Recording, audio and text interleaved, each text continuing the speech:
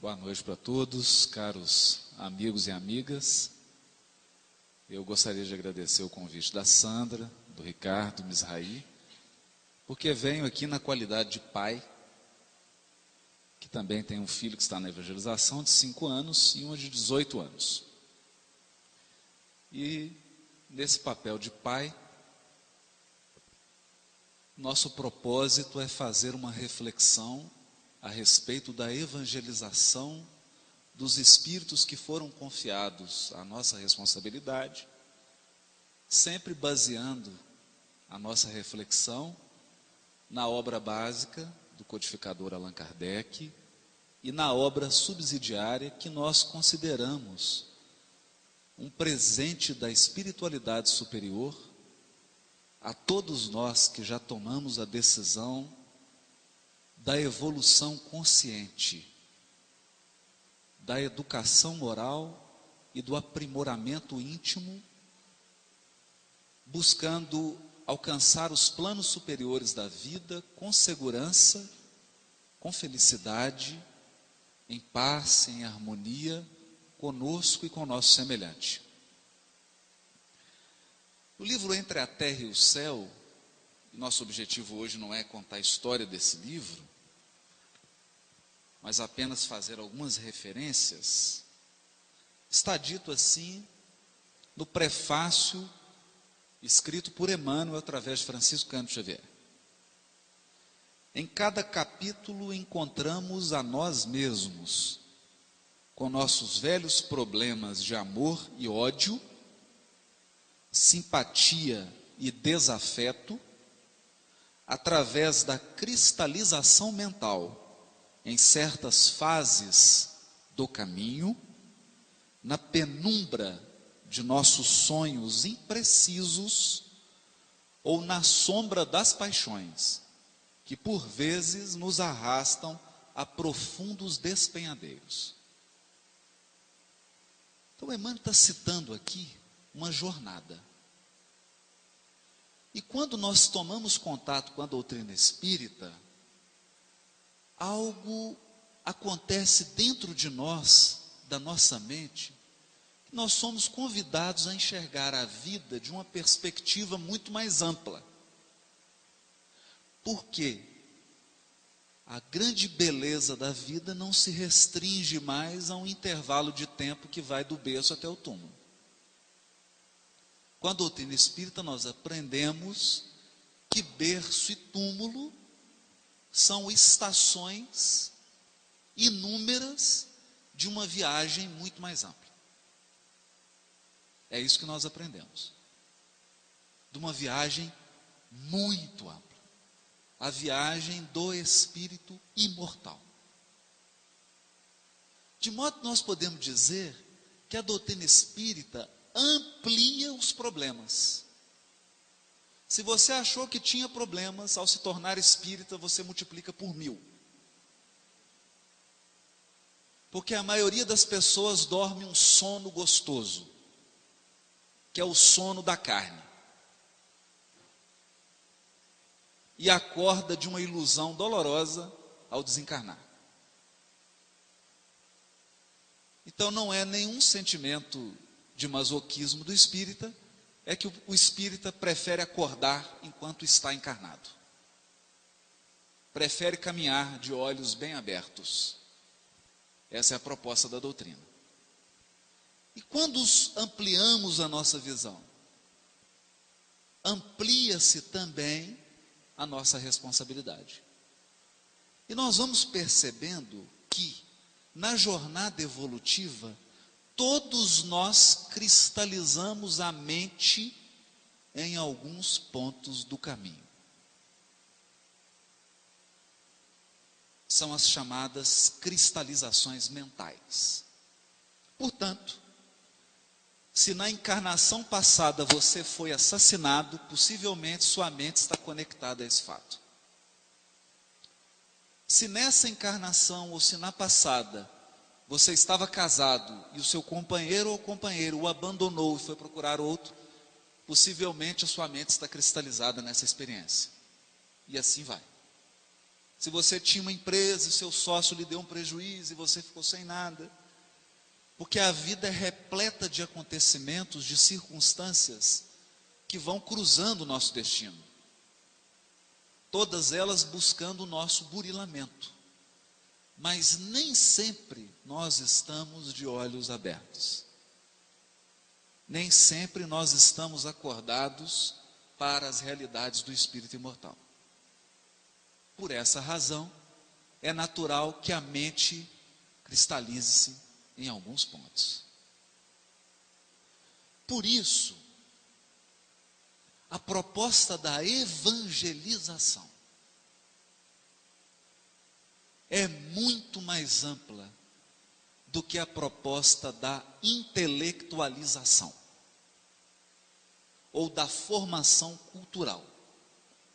Não obstante, nós sejamos dos primeiros a reconhecer a importância da educação, da formação cultural, porque entendemos que o conhecimento intelectual sensibiliza a criatura, torna ela alguém civilizado, sensível, culturalmente aberto, uma pessoa arejada, mas isso não é suficiente.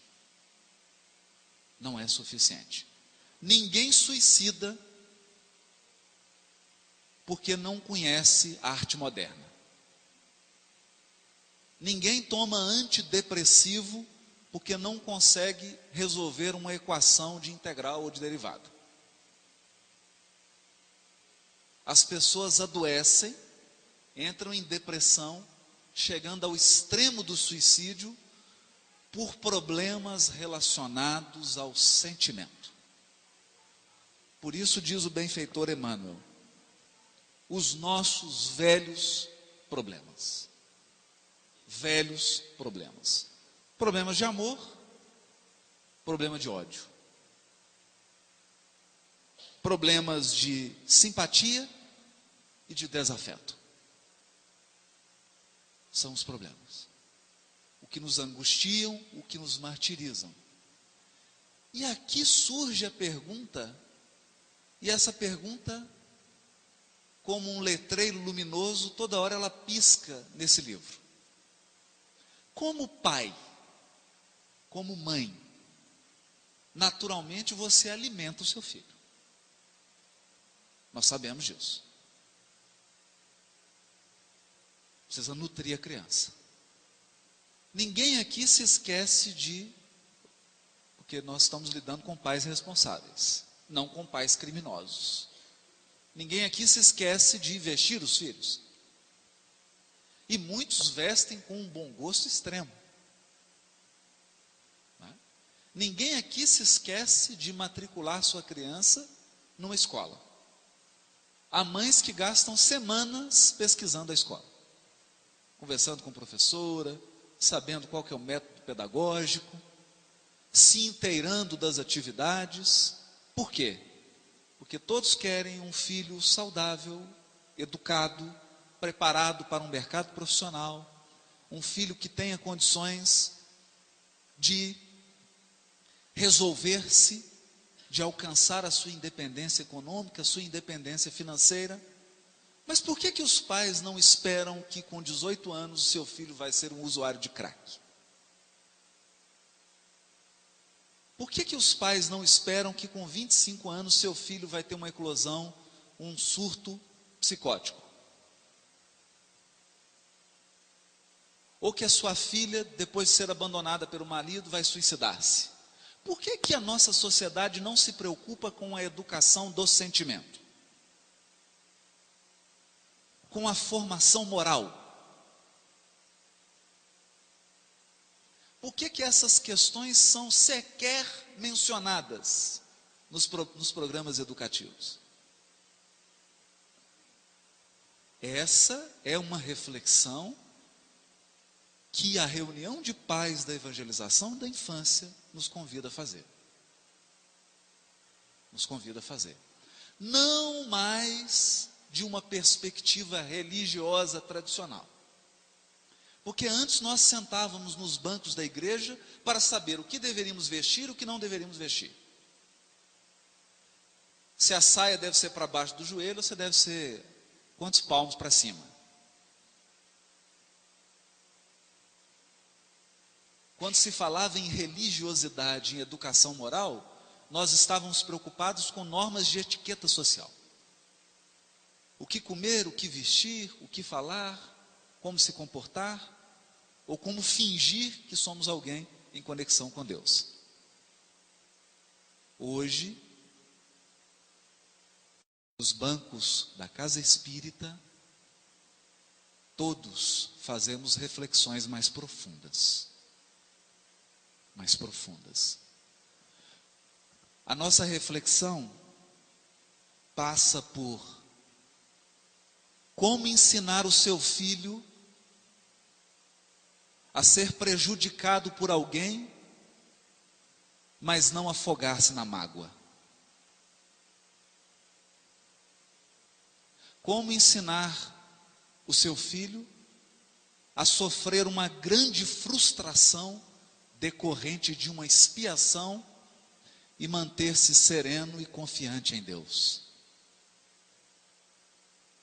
Como ensinar seu filho a controlar os seus próprios desejos, para que esses desejos não sejam causa do comprometimento da sua encarnação.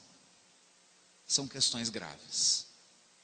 São questões muito sérias. Porque aqui nós estamos tratando do espírito imortal. Então esse é o nosso foco. Já que esse é o nosso foco, nós vamos entrar, que até agora foi só a introdução. Nós vamos entrar na reflexão. O livro já começa assim, capítulo 1, em torno da prece. E é curioso isso. Porque nós acreditávamos que prece era ter um objeto na mão e ler alguma, né? Ler uma sequência de frases. E o livro começa com o ministro Clarencio dizendo o seguinte: todo desejo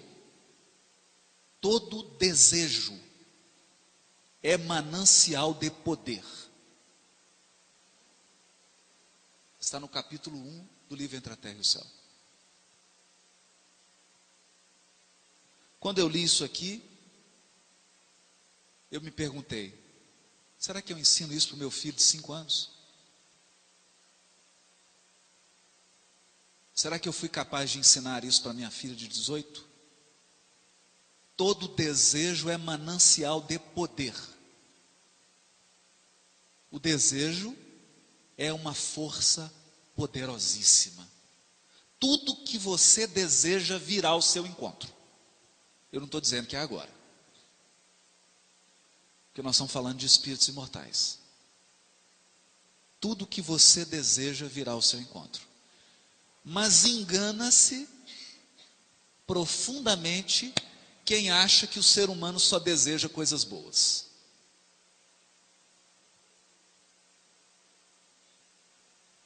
A maioria dos nossos desejos são um tormento.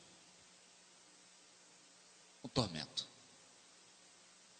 E o mais difícil para a espiritualidade superior, nós veremos isso nesse livro. O mais difícil para um ministro Clarencio não é tirar uma pessoa de uma situação difícil. O mais difícil é fazer com que essa pessoa pare de desejar essa situação difícil. Não é tirar alguém da depressão. É ajudar essa pessoa a não se sentir bem deprimida. Porque a depressão passa a ser um vício. Passa a alimentar a alma. Como tem criaturas viciadas na tristeza, como tem outras viciadas na maledicência, como tem outras viciadas na maldade, como tem outras que não conseguem viver sem causar prejuízo financeiro nos outros, e assim por diante. O desejo é manancial de poder. E ele diz assim: a planta que se eleva para o alto, convertendo a própria energia em fruto que alimenta a vida, é um ser que ansiou por multiplicar-se. Imagina. E o Hilário faz a seguinte pergunta: bom, mas se toda prece, se todo desejo é um pedido, quem que responde à planta? Se ela está fazendo um pedido, quem que responde ela? E Clarencio responde: a lei, como representação de nosso Pai Celestial, manifesta-se a tudo e a todos, através dos múltiplos agentes que a servem. Então há uma lei divina, regendo o universo infinito, que responde a cada um dos nossos desejos. Cada anseio que a alma manifesta encontra uma reação da própria vida, de natureza absolutamente similar. Vamos examinar isso um pouco. Estou me atrapalhando um pouco aqui com o livro, mas...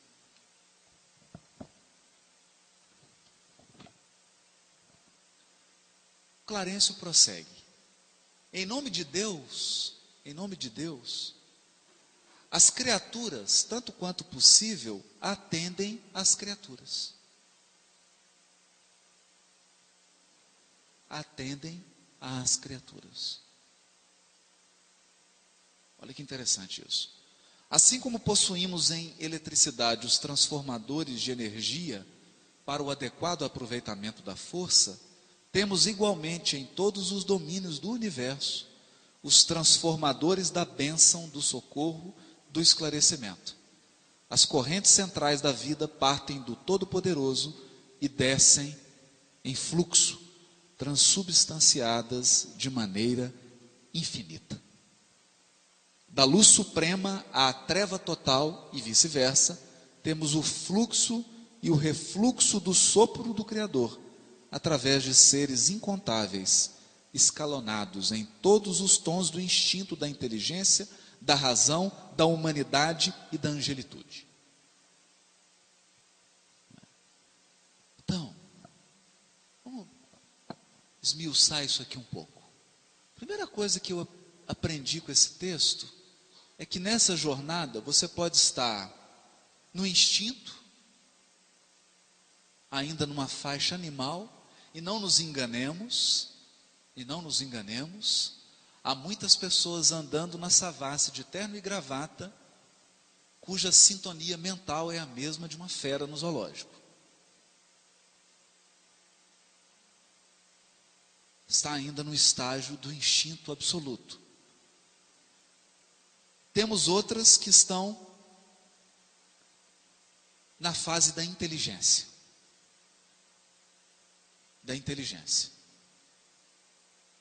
Podem portar títulos de mestrado, doutorado, títulos acadêmicos, mas emocionalmente são infantis.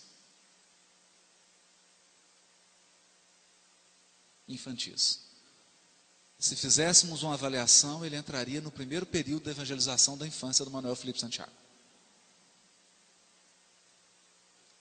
Temos outros que já estão na idade da razão, que segundo o benfeitor Clarencio aqui, ao que ele dá a entender, é um passo à frente da inteligência. Porque aqui naturalmente ele está falando da razão que se encaminha para a sabedoria. Do uso da inteligência em conformidade com a lei divina. Temos os seres que já são seres humanos, estão à frente de nós outros. Porque quando nós falamos de evangelização, nós estamos buscando transformar as nossas crianças em seres humanos de verdade. Torná-los humanos. E mais adiante, quando alcançarmos esse patamar de humanidade, nós começaremos a trilhar os degraus da angelitude. Por enquanto, inabordável para a nossa compreensão. Quando falamos de Irmã Dulce, de Madre Teresa de Calcutá, de Chico Xavier, de Gandhi, nós estamos falando de patamares de humanidade, não de angelitude. Humanidade. E aí diz Clarencio assim: cada prece, tanto quanto cada emissão de força, se caracteriza por determinado potencial de frequência, e todos estamos cercados por inteligências capazes de sintonizar com o nosso apelo à maneira de estações receptoras. Sabemos que a humanidade universal, nos infinitos mundos da grandeza cósmica, está constituída pelas criaturas de Deus em diversas idades e posições. Então, nesse conceito de Clarencio, cada um de nós é uma potência emissora e receptora. Os nossos desejos e os nossos pensamentos ditam a frequência. A companhia espiritual é consequência. Por isso, vamos voltar um pouquinho mais aqui. Por isso o trabalho da evangelização da infância é um trabalho um pouco mais intricado. Um pouco mais intricado. O que acontece conosco? Vamos resumir então até o que agora nós falamos para podermos avançar. Deus, na sua sabedoria infinita, manda espíritos bastante experimentados, porque nós somos espíritos milenares, com experiências múltiplas, algumas felizes e outras muito infelizes, mas quando Deus envia esses seres numa nova jornada, coloca em corpinhos que são realmente muito bonitinhos. Então você olha para aquela coisinha gostosa e você fala: meu Deus, que coisa linda. É meu nenenzinho. É o filhinho que você está trazendo para a evangelização. E se é uma menina, então as mães enfeitam, põem um vestidinho e lacinho. Aí os meninos põem um tênis. Você fala: é lindo demais. Oh meu Deus. E os pais ficam babando, né? E os filhos indo para a evangelização. E é bom que seja assim. É bom que seja assim. Porque se nós tivéssemos acesso a 10 reencarnações anteriores dos nossos filhos, poderia sermos tomados por um desânimo geral no que diz respeito à tarefa da maternidade. Se nós pudéssemos penetrar. E por que Deus faz isso? Porque quer nos esconder? Durante muito tempo eu cheguei a pensar que o esquecimento era um anestésico. Sabe quando você vai fazer uma cirurgia bem dolorosa e te anestesiam? Então eu imaginava que fosse isso. Você reencarna e é anestesiado para que não doa muito. Mas não é isso. Não é isso. O esquecimento é o maior convite de Deus à renovação. E ninguém renova se não parar de olhar para trás.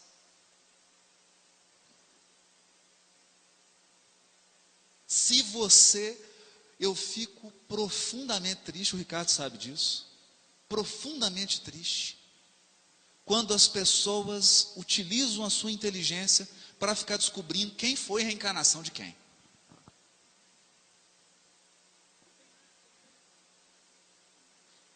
Porque isso é reavivar a cristalização. A pessoa mais importante que você foi é o que você é agora.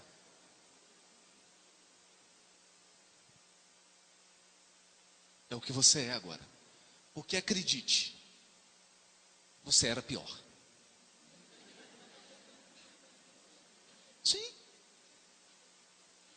Nós estamos numa jornada evolutiva.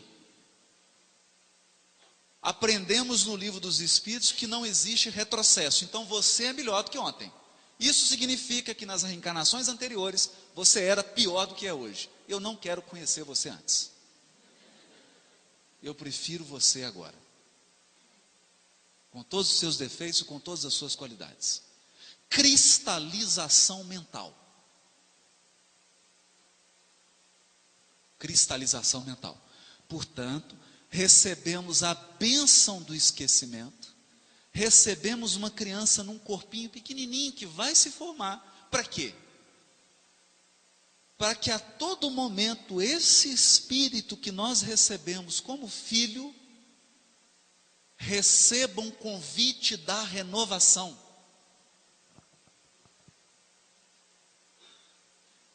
A infância é o mais belo canto nos convidando à renovação. Você renova o corpo, você renova muita coisa. E a todo momento o reaprender, o voltar a andar, o voltar a falar, o aprender de novo, é uma maneira de fazer tudo diferente. A pergunta é, como pai e como mãe, qual tem sido o seu papel nisso?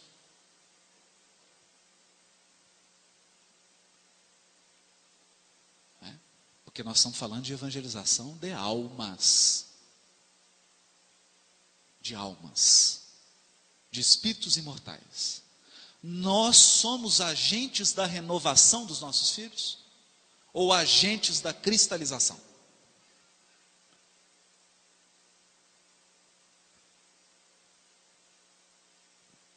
Essa é a pergunta.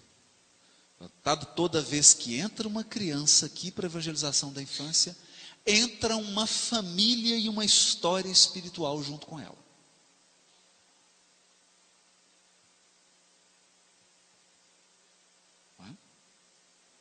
Então, eu estou falando assim mais duro, o Ricardo deixou. Porque era reunião de pais. Ele falou, não, é reunião para pais, então você pode falar mais duro. Então eu estou dizendo que pode ter nascido na sua casa um comerciante astuto que deu prejuízo em 100 pessoas e que tem um problema danado com dinheiro.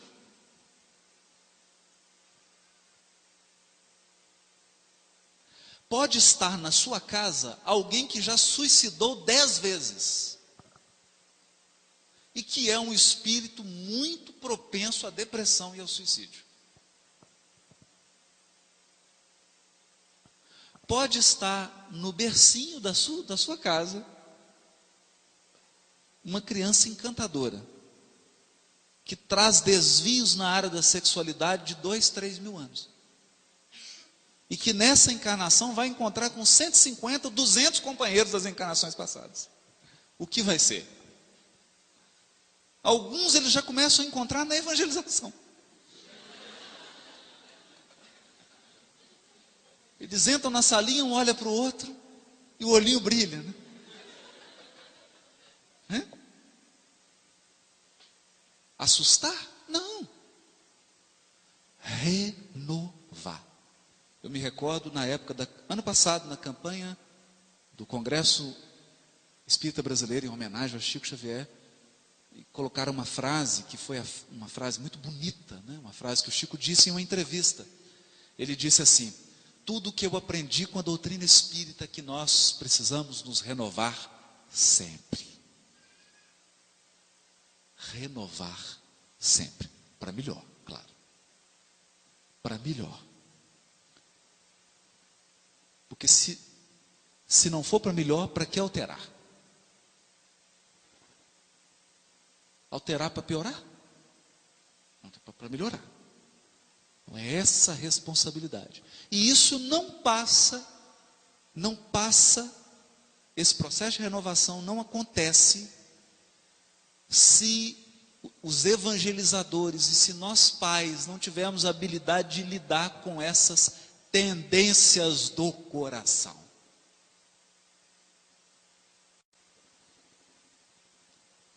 Impulsos e desejos que a criança manifesta. Pendores, características que são dela.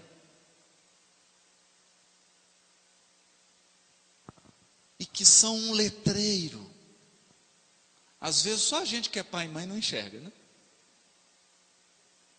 Só a gente que não enxerga.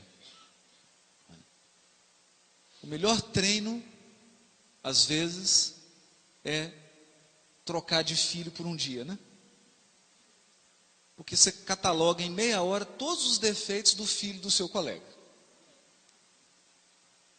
Mas não somos capazes de identificar um ou dois do nosso.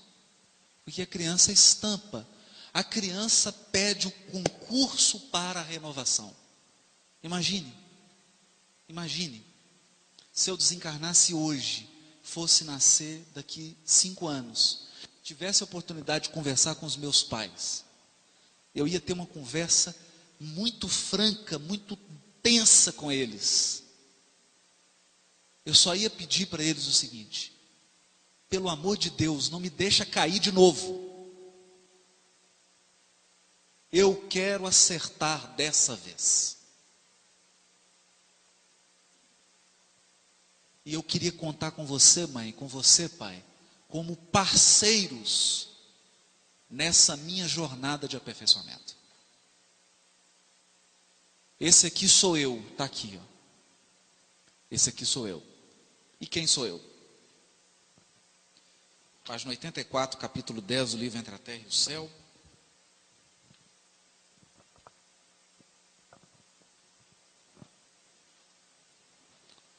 Hilário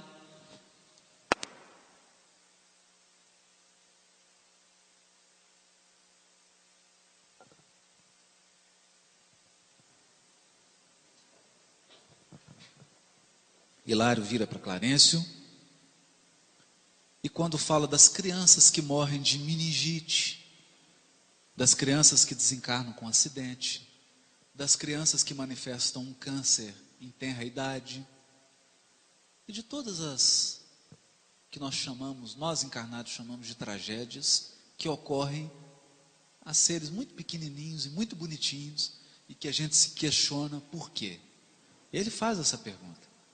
Que dizer dos desastres irremediáveis, considerou Hilário com emoção, dos desastres que arrebatam adoráveis flores do lar, deixando inconsoláveis pais e mães. Por vezes numerosas, procurei respostas às terríveis inquirições que nos atormentam, perante corpinhos dilacerados nos hospitais de sangue, sem conseguir ausentar-me de escuro labirinto. Então, o Hilário aqui representa bem esse encarnado que só consegue medir a vida por aquilo que acontece com o corpo. Nós avaliamos a vida pelo que acontece com o corpo. Então, se eu quebrei o dedo, sofri uma tragédia. Quebrei a perna, não posso trabalhar. E às vezes a espiritualidade está assim, graças a Deus. Ainda bem que quebrou a perna. Porque estava para fazer a maior bobagem da encarnação dele. Então o Hilário representa isso. Vem então Clarencio com os olhos do espírito imortal e responde para ele: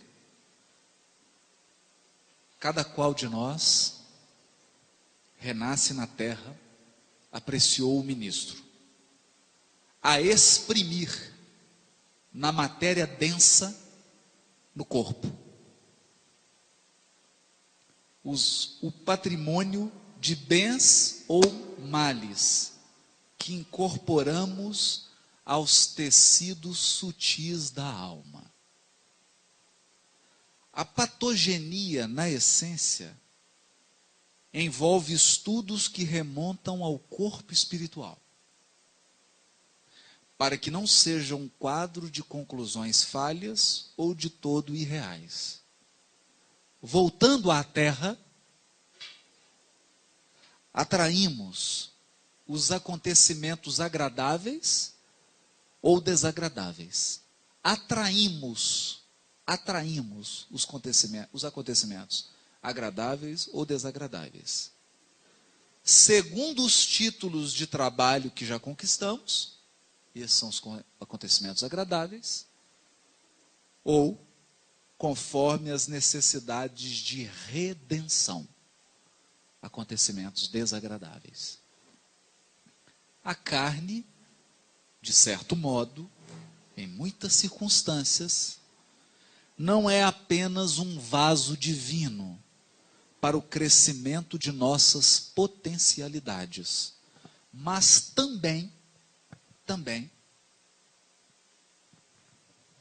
uma espécie de carvão milagroso. Carvão milagroso, absorvendo-nos os tóxicos e resíduos de sombra que trazemos no corpo substancial. Traduzindo, essa é a diferença entre reencarnação e ressurreição. Nós vamos falar disso aqui agora. Porque está ligado à tarefa de evangelização da alma. Muita atenção nisso. Mas nós vamos precisar de atenção. Sabe quando você tira uma fotografia? Antigamente era naqueles filmes, né? Hoje é um arquivo digital. Mas o que era uma fotografia? Você expõe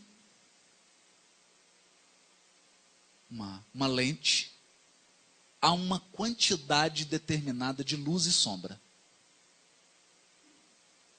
Essa máquina registra essa percentagem, esse percentual de luz e sombra, seja num filme físico ou em forma digital. Você tirou uma foto. Pois bem, o espírito imortal, nessa metáfora, é um fotógrafo. É um fotógrafo. Cada gesto de bondade ou de maldade, de equilíbrio ou de desequilíbrio, cada emoção luminosa ou emoção pesada, é registrada como uma fotografia no seu perispírito.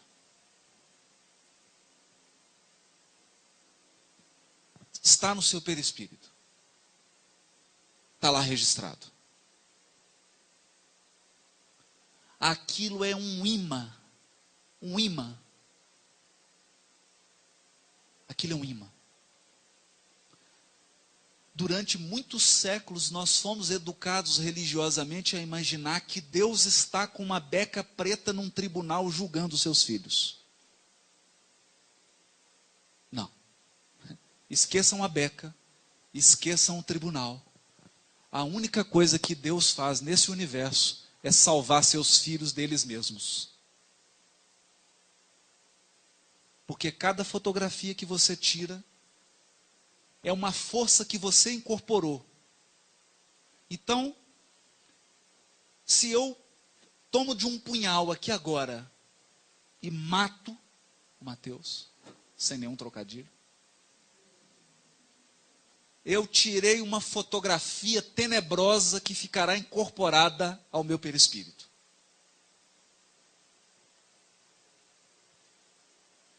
Por um mecanismo absolutamente sábio da lei divina, eu emito ondas de assassinato, onde eu estiver.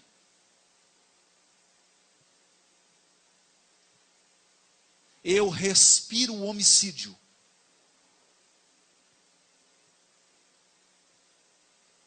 É isso. Aqueles que lesaram financeiramente os outros, eles emitem ondas de lesão. Ele pode parar, tem 500 carros parados aqui, o dele é que o vidro vai ser quebrado.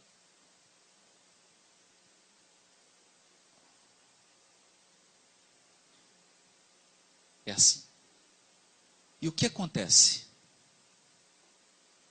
O aperfeiçoamento espiritual chama-se, no Evangelho e nos livros da obra subsidiária que usam as figuras do Evangelho, de redenção espiritual. Redenção espiritual é quando você atinge um nível de evolução espiritual que você não precisa mais dos filtros da carne. Hã? Não, eu não estou falando grego. O que é isso? Eu chego no plano espiritual. Os benfeitores olham para mim. Pelo cheiro que eu emito, e não adianta perfume francês. Pela cor que eu emito. Pela densidade da vibração que eu emito. Eles olham e falam assim. Vou pegar minha mulher, senão alguém pode ficar chateado, né? Vou dar um exemplo ruim, né? Olha, essa aqui já enganou 20 maridos, já praticou tantos abortos, já fez isso, está gravado. Esse aqui já lesou 50 sócios, já matou não sei quantos, já tombou a esposa de 20, já fez isso, fez isso, fez isso. Está gravado. E aí você vira para o benfeitor e fala assim, eu quero me purificar. Eu quero lavar minha alma, literalmente. Eu preciso lavar meu perispírito. Lavar. O que eu faço? Nós vamos te mergulhar num vaso milagroso. Ele, nossa, puxa vida, é fácil assim. Então é mais ou menos como um batismo, joga uma aguinha em cima, mais ou menos. A mesma coisa. Você já está... Nossa, vai ser bom, né? Como é que é esse vaso? Esse vaso é o seguinte. Nós vamos te mergulhar nele. Ele é uma espécie de carvão que suga as suas imperfeições. Nossa, maravilha. Parecendo filmes de ficção científica. Bom demais, gostei. Adorei esse processo. Que vaso é esse? É o corpo humano. Ninguém pode ver o reino dos céus se não nascer da água.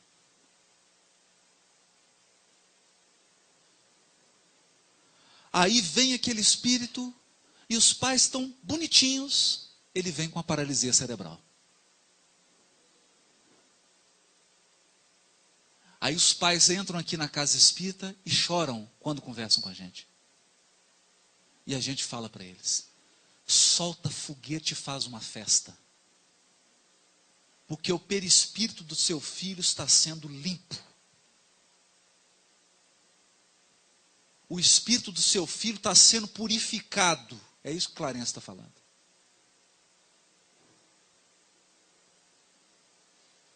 Purificado. Todas as doenças do corpo físico têm sua gênese, diz Clarence, em processos de adoecimento da alma. É um perispírito deformado que está tendo a oportunidade de tirar a deformação, passando isso para a carne. O corpo, então, é uma esponja. E a gente tem uma vaidade tão grande com ele, né? Não, tá certo, você tem que dar uma ajeitada, não vamos também, né, gente? O vaso tem que estar limpo.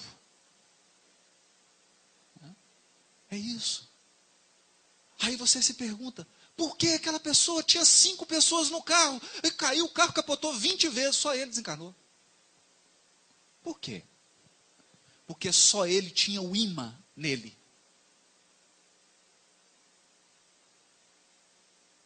Há 50 carros estacionados no Mineirão. Aquele foi arranhado. Coincidência? Será que o criminoso, quando decide fazer a maldade, consegue fazer com qualquer um? Será?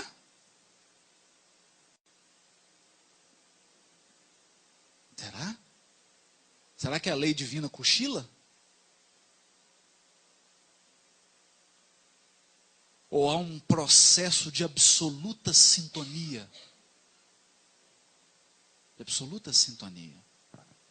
Por que nós estamos falando disso?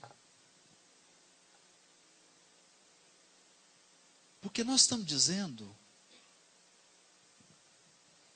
de uma forma assim muito franca, mas muito esperançosa. Muito franca, mas muito esperançosa. Porque a doutrina espírita é o consolador prometido. Então, se ela não nos deixa dormir, talvez se você quiser dormir, não vai ser aqui. Mas ela também não nos deixa desconsolados. Entende? O trabalho da paternidade e da maternidade se amplia. Eu passo a ver meu filho como um irmão com o qual eu me comprometi a ajudá-lo nesse processo de limpeza espiritual que ele está inserido, tanto quanto eu. Me recordo do ano retrasado, ano passado, quando fui a Goiás, encontrei um casal de amigos maravilhosos e tinham acabado de perder uma filha de 22 anos num acidente. Uma moça que ajudava na Federação Espírita de Goiás, que trabalhava, eu a conheci, almocei com ela num encontro, uma moça linda. Era a alegria da casa, né? Por causa do sorriso aberto, do jeito expansivo dela. E, no entanto, uma semana antes, ela mandou uma carta para as melhores amigas se despedindo. Na mocidade espírita, ela disse que iria desencarnar cedo e que seria através de acidente. E ela desencarnou no dia do aniversário do pai e deixou um bilhete para o pai e para a mãe, dizendo adeus para eles. E agradecendo por tudo que eles fizeram.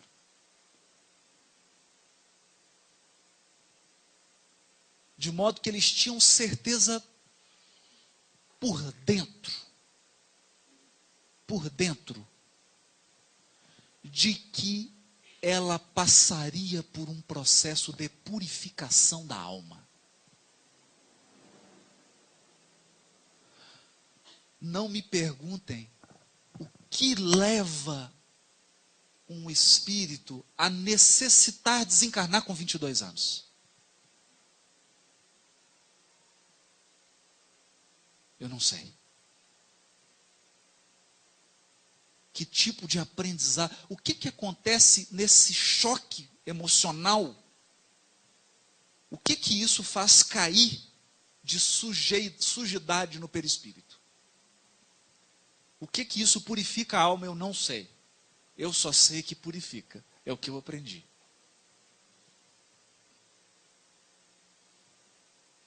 É o que purifica.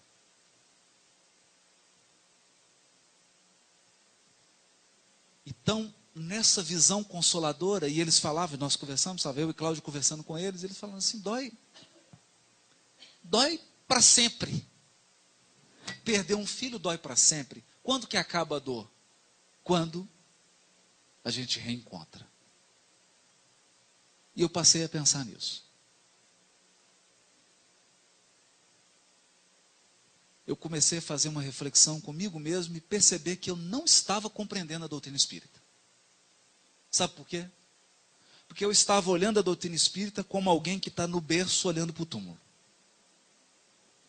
Então eu estava olhando assim. Eu nasci, estou aqui, mas a morte, né? Puxa vida, a morte, a doença, isso. Eu estou olhando daqui.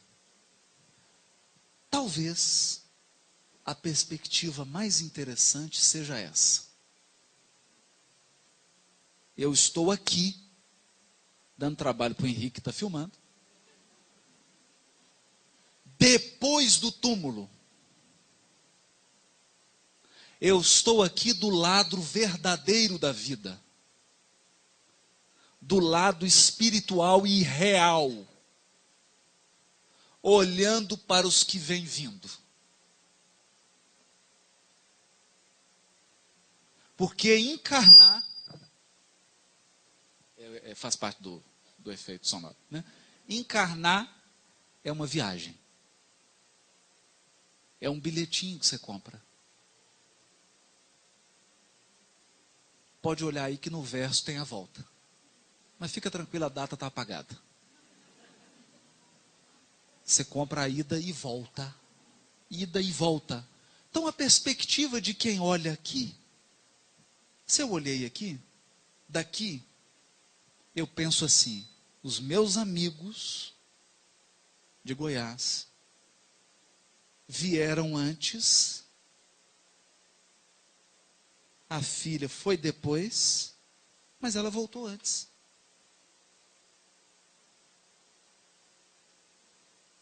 E eles vão voltar.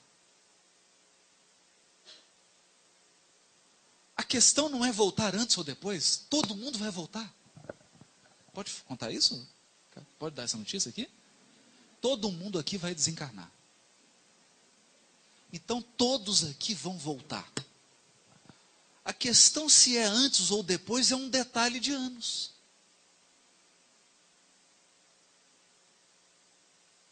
De anos. E aí nós vamos fazer igual a passagem da mulher que foi pega em adultério, né? Os mais velhos saíram antes. Eu convido aqui os que têm mais idade no corpo físico para pensarem. O que são 40 anos, 50 anos? Se você tem 30, o que são 20? Não passou tão rápido. E o que te diz que não vai passar rápido daqui para frente? 20 anos para frente, 30 para frente, podem voar nos seus olhos. Podem voar diante de você. Então, voltar antes ou depois é apenas uma questão de um estalar de dedos. A questão fundamental que Clarencio coloca é como você vem e como você volta.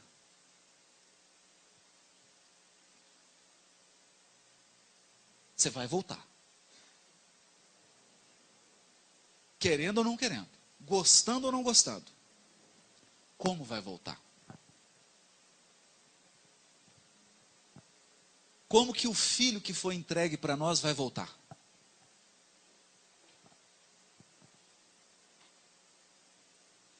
Vai chegar como? Mais purificado. É o que Emmanuel está dizendo aqui.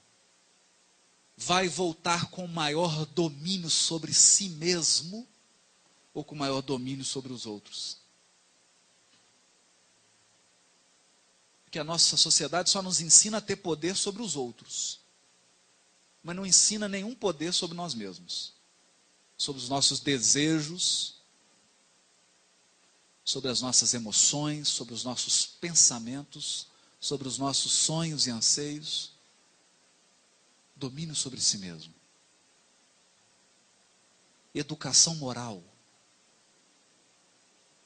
Evangelização do coração. Passar a sentir, passar a ter sentimentos cristãos verdadeiros. Essa é a tarefa grandiosa da evangelização da infância.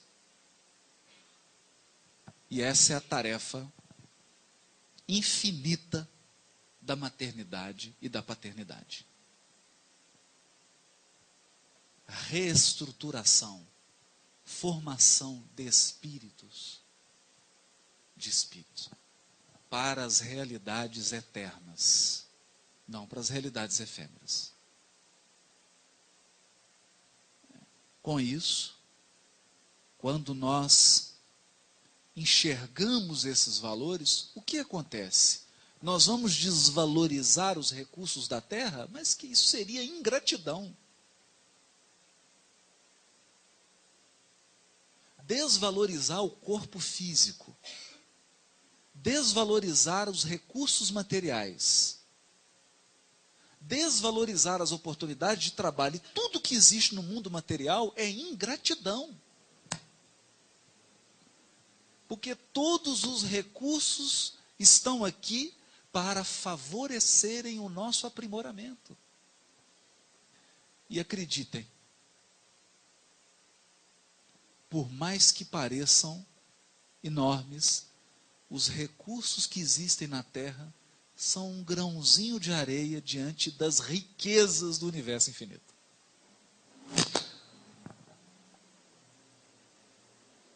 riqueza do universo infinito. Então aqui na Terra você briga para ter um apartamento com vista para o Central Park, né? Sendo que tem espírito que tem vista para nebulosa tal. Você está enxergando um parque.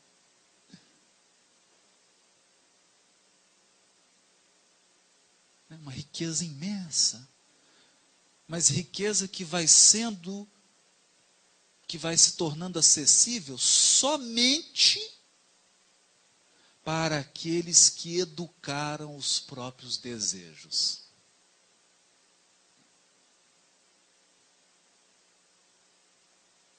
Educaram os próprios desejos. Sabem desejar e sabem satisfazer os desejos sem causar mal aos semelhantes. Sabem entender que ninguém tem primazia sobre os outros na satisfação dos desejos. Todos temos direito à felicidade, todos temos direito à espiritualidade, direito aos bens da vida. Essa é a lição de Jesus.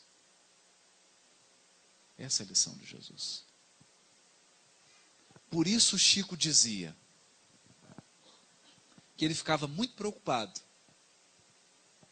quando via crianças pequenas e os pais davam um lápis, alguma coisa para desenhar, um papel, e eles viam essas crianças rasgando numa agressividade, porque ficava preocupado que os pais não estavam percebendo o seu verdadeiro papel de educadores do espírito.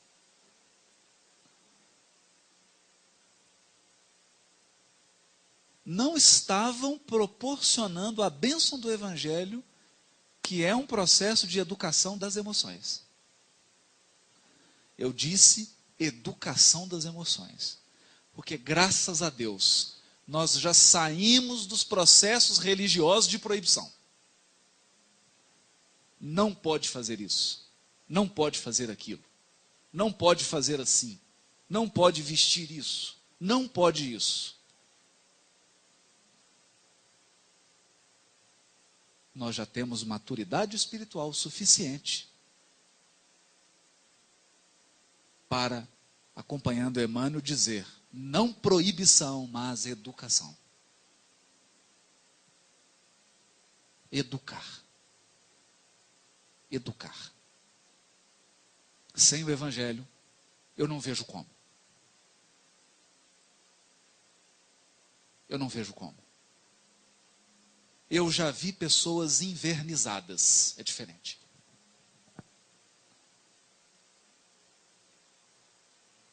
Verniz social é algo muito diferente do que evangelização da alma.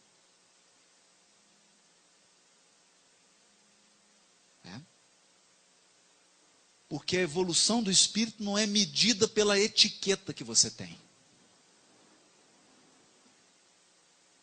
Conquanto isso seja importante.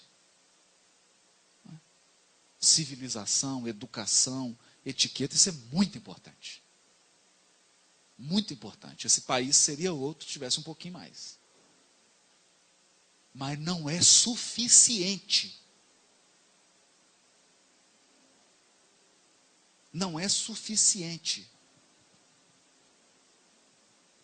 Porque você pode ser uma pessoa que está, do ponto de vista das etiquetas, das normas de civilidade, nota 10. Mas os sentimentos que você está emitindo podem ser tenebrosos.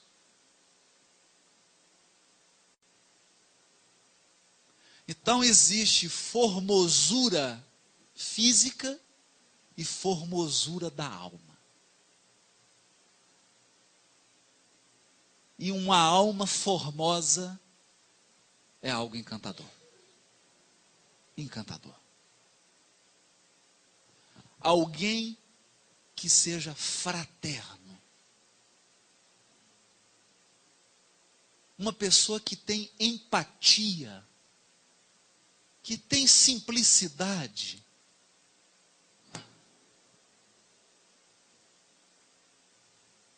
que é capaz de perdoar, que é capaz de relevar os defeitos, é de fato uma alma formosa. Uma alma formosa. Uma alma em que o Evangelho deixou de ser um livro, e passou a ser um roteiro. Um roteiro. A coisa mais bonita que eu considero hoje, a experiência mais bonita com relação ao Evangelho, depois de ler o Evangelho em grego, de ler em inglês, em português, em tudo quanto é língua, em manuscrito, em tudo, a coisa que mais emociona, me emociona hoje, é ler o Evangelho em alguém.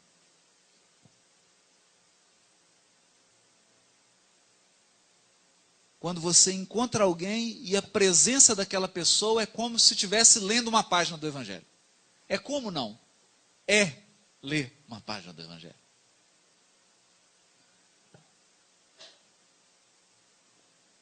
Porque, como dizia o Honório, o Evangelho sai de fora e passa a viver dentro. Eu tenho certeza que esse é o desejo dos amigos espirituais que dirigem essa casa quando uma criança é colocada sob a responsabilidade deles. O maior desejo deles é que essas crianças que estão lá, inclusive meu filho, consigam expressar o Evangelho na alma delas. Consigam expressar uma espécie de formosura espiritual que só as almas evangelizadas têm. Eu disse evangelizadas, eu não disse cristianizadas ou cristãs. Isso é outra história. Você pode ter um budista evangelizado, pode ter um muçulmano, porque o Evangelho é de Deus. O Evangelho é código moral divino, não de nenhuma religião. E esse é o desejo dos amigos espirituais aqui. A pergunta e o convite é: esse é o nosso desejo para os nossos filhos? Se esse é o nosso desejo para os nossos filhos, o que nós temos feito de concreto para que esse processo se efetive? Qual tem sido o nosso papel em transmitir formosura da alma para os nossos filhos?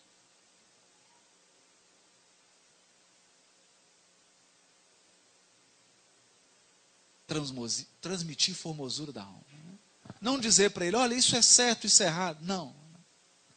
Meu filho, uma pessoa de bem, evangelizada, não faria isso.